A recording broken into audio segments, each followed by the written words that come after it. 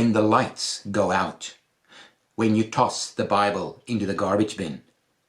And if you miss any details, I've posted the text below. Do you remember what Albert Schweitzer said at the end of the 19th century? How concerned he was that everything was not going to turn out well for Europe. He couldn't share all the optimism. Well, he had reason to be concerned. So what happened? How did it go? Well, what happens when nations that have been blessed by the gospel not only turn against that gospel, but then openly ridicule it? What will happen to Christian nations hearing for 2 centuries that the Bible is a book of myth, that God is the figment of your imagination, that the prince is not accountable to anyone, that man evolved from the apes and only the fittest will survive, and yes, even, as Nietzsche claimed in his Insanity, that New Testament ethics are despicable? What would be the end of all that? For remember, the Apostle Peter said that you should pay attention to this word as to a lamp shining in a dark place. Some issued a warning in the 19th century. I think of the Russian novelist Dostoevsky, who warned that if there is no God, then anything is permissible. I also think of the Dutch author Groen van Prinsterer, who wrote in 1840, I quote, "Once Europe severed its ties with the gospel, none would be able to stop its rush to the abyss." What happens when the light goes out? When the Savior that blessed us so mightily is called a lunatic? To find an answer, I would like to take you to the part of the world that I come from, Southern Africa, and the year 1900.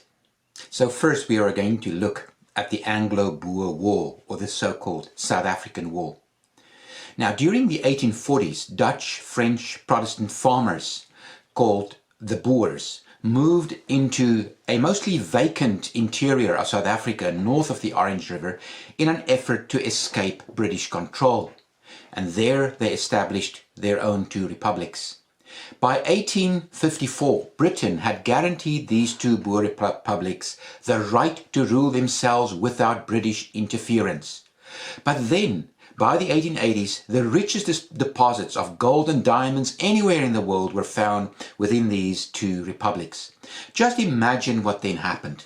So the British then did 2 things. They simply cut the diamond town Kimberley off from the Free State and demanded voting rights for thousands of British gold diggers south of the capital Pretoria. It would come as no surprise that the godly, old-fashioned president of the Transvaal, Paul Kruger, would have none of this. Well, the Prime Minister of the Cape Colony and British imperialist Cecil John Rhodes then tried to provoke an uprising by the British miners by launching a surprise raid into Kruger's republic. This was a de facto declaration of war, and the Boers understood that. Though the raid was a complete failure, everyone now understood British intentions very clearly. They want our country. Soon after that, the British governor, Sir Alfred Milner, again pushed for full citizenship for these British citizens, whom he believed were a superior race. When Kruger still wanted to bargain, Milner threatened that Britain would assert its sovereignty by force. When talks finally broke down, the saintly old Kruger told his imperialist adversary in tears, "It is our country that you want." Milner got what he wanted. War broke out in October of 1899. British soldiers wrote home that the Boers were idiots to take them on and that the war would be over by Christmas of that year. Unfortunately, they got a huge surprise. They were simply hammered on the battlefield, so that the South African campaign turned into a nightmare for London. Military enforcements were called in from all over the empire until Her Majesty had almost 500,000 men fighting about 50,000 Boer farmers and sons on the battlefields of South Africa. Suddenly, the last days of Queen Victoria began to look like the last days of the British Empire. But the sheer number advantage turned the tide in favour of Queen Victoria's men. The Boers, seeing that they could not win a conventional war, resorted to guerrilla tactics, avoiding all civilian targets. This became such a headache to Britain that they called upon one of their most decorated sons to come and finish the job, Sir Horatio Kitchener, after which a Canadian city is named. Kitchener was a man of the Enlightenment, to whom the Bible meant next to nothing. He never married and apparently didn't care much for women. He had a master plan to end the Boers' resistance. With fathers and sons on commando, he's going to go to the farms, burn down the farmsteads, kill all the livestock, round up all women and children, walk them to the train tracks, load them onto cattle tracks, and then ship them off to so-called concentration camps. And it was here in these concentration camps with their horrific and appalling conditions, and they were, according to the latest research, 55 of these camps, that up to 34,000 Boer women and children perished, more than 10% of the Afrikaner people. So why did Kitchener go to such barbaric extremes to achieve his goals? Well, desperation was one reason, for according to Rudyard Kipling, the Boers taught the British no end of a lesson. It turned out to be the longest, costliest, bloodiest and most humiliating war that Britain had fought since 1815. Their war correspondent wrote, I quote, "Our military history has largely consisted in our conflicts with France, but Napoleon and all his veterans have never treated us so roughly as these hard-bitten farmers with their ancient theology and their inconveniently modern rifles." Close the quote. But desperation is not the full story. The simple truth is that Christian sentiments would never have allowed Britain to descend to such hellish depths. The real reason lies in Britain's imperial greed and pride mixed with a toxic concoction of Enlightenment ideas. Dostoevsky was indeed right. When there is no God, then anything is permissible. That is the real reason behind this horror story. There is some good news too, though, for there were many Christian folk caught on both sides of this conflict, or at least people who still wanted to act by biblical precept. In Cornwall, England, a young, brave British woman saw the picture of Boer women and children in a camp, and her heart was deeply stirred. She simply couldn't forget what she saw, and so she sailed for Port Elizabeth, where she thought there was one camp. Well, she eventually found more than 24. Emily Hobhouse, we can scarcely mention her name without tears as South Africans, was eventually asked to leave the country by her countrymen, but not before she had gained enough information to write her report, which would later become a book, The Brunt of War and Where It Fell. Her report left all Britain in a state of shock. At Bloemfontein, Emily took a picture of an unfortunate little girl called Lizzie van Zyl. Lizzie was considered undesirable because her dad was on commando fighting the mighty British Empire. So Lizzie, like many other Boer kids, was deliberately left to die.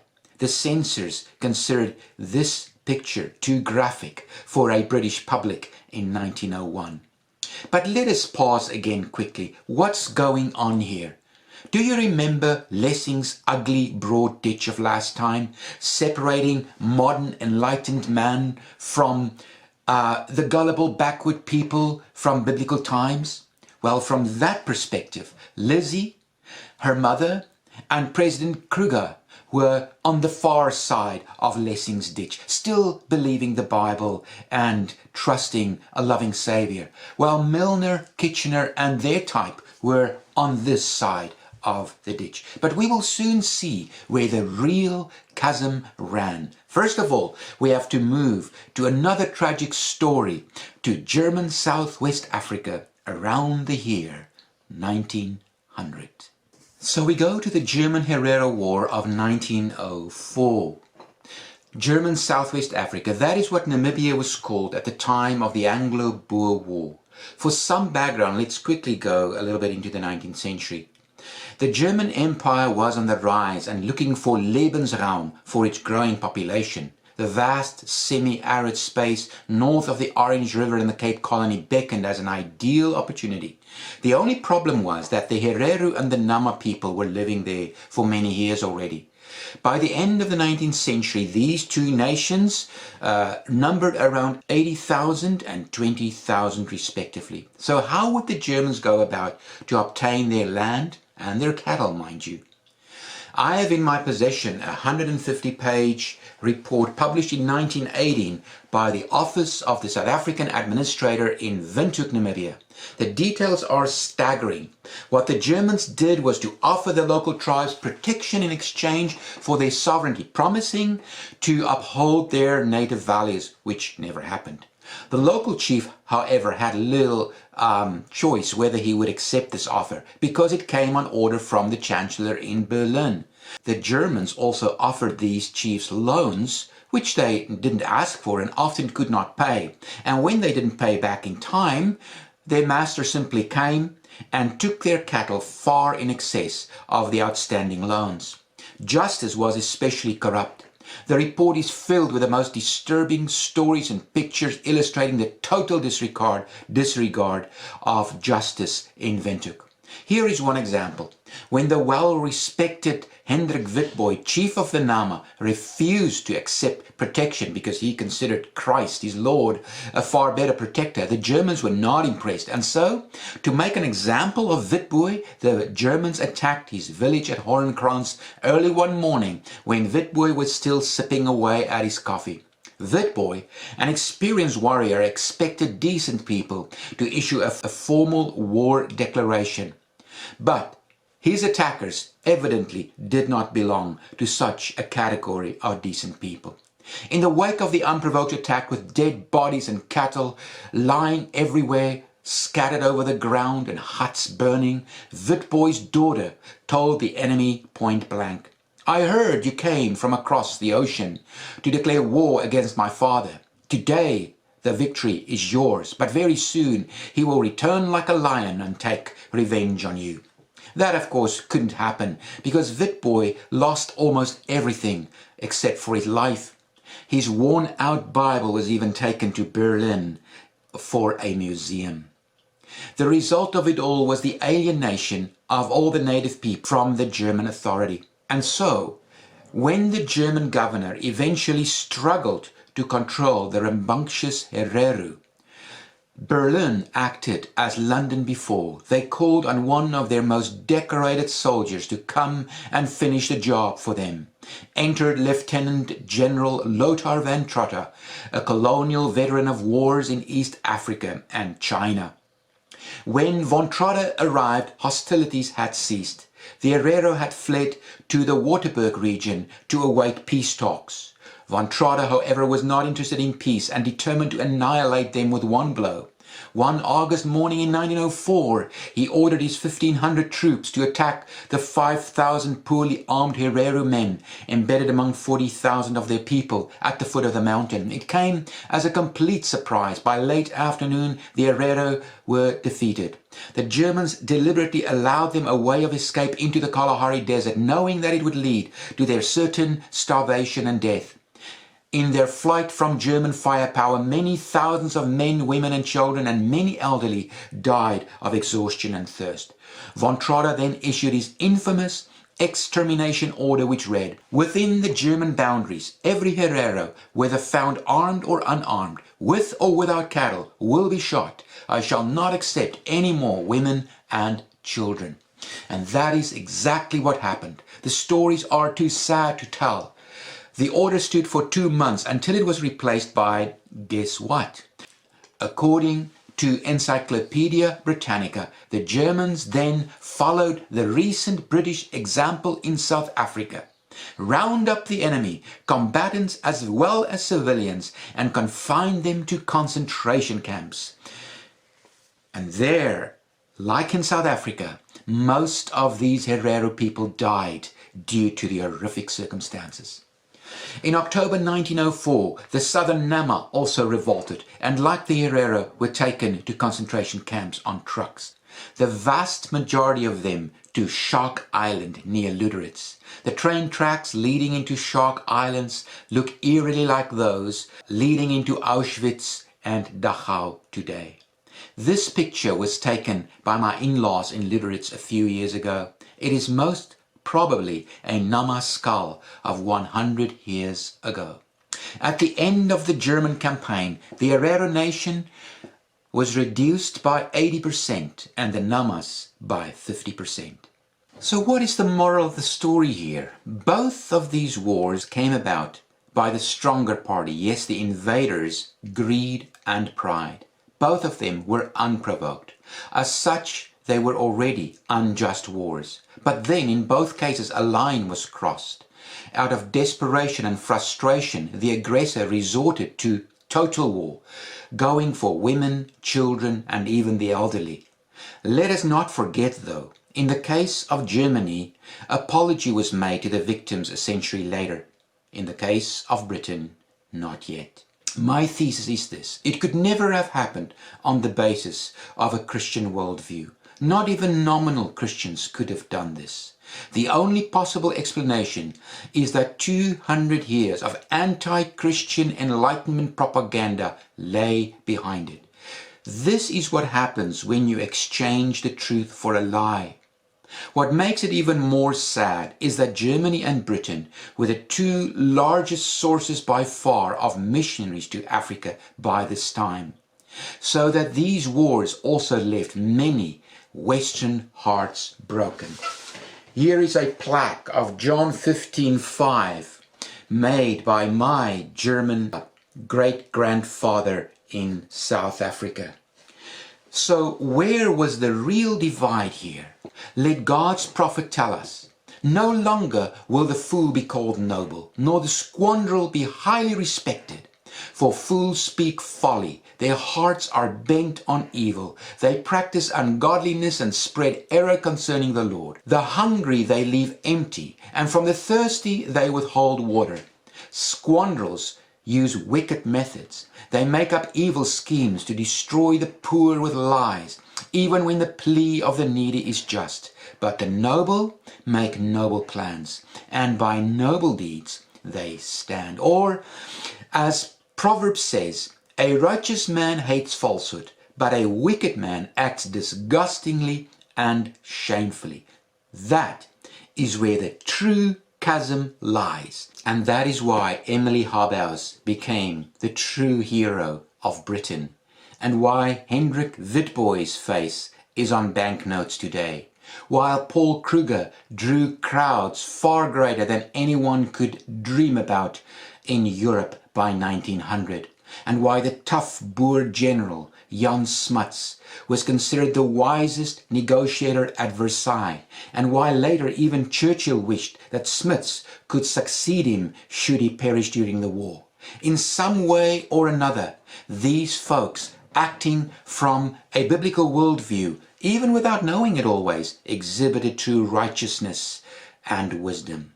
The great challenge on the part of the victims of these wars, however, would be not to continue the reign of sin and death through bitterness, but to overcome evil with good. Let me tell you one story. My great-grandmother Betty Jacobs narrowly escaped British capture several times as her African folk protected her and her kids in the open veldt. One day, when the war was already over and she was sitting on her porch staring across the veldt with the turtle doves cooing in the gum trees, she spotted something far away in a distance. She kept on staring and staring until she realized it was her beloved Frederick. He was alive. Well, Frederick Jacobs, who lived, by the way, to become almost 100 years, came home that day. He hardly ever talked about the war, but he told his wife how he once took a wounded British officer into his tent to care for him after the Battle of Magersfontein. The officer fully recovered and returned to his duties on the enemy's side. Years later, my great-grandparents got a moving letter from this officer's wife. She ended her letter by praying God's blessing on Frederick's entire family and posterity, of whom I am one happy recipient. For God's blessing alone could heal the wounds. In that Jacob's farmstead, my folks knew there was only one who could drive away the pain of war. For the old Dutch Bible in the kitchen said, "You shall not be overcome by evil, but overcome evil with good." And so they sat at Jesus' feet every day, singing the songs of Zion. For only when God's word is a lamp unto our feet and a light unto our path will we truly live and be a blessing to others. Let us remember that also when we have suffered injustice. But alas, far away in Europe, the optimism and pride were not over yet. By 1912, a French tailor thought that with homemade wings he could jump from the Eiffel Tower and fly. In the same year, the Titanic embarked on her maiden voyage, absolutely convinced that not even God could sink her. It was 2 years before the start of World War I.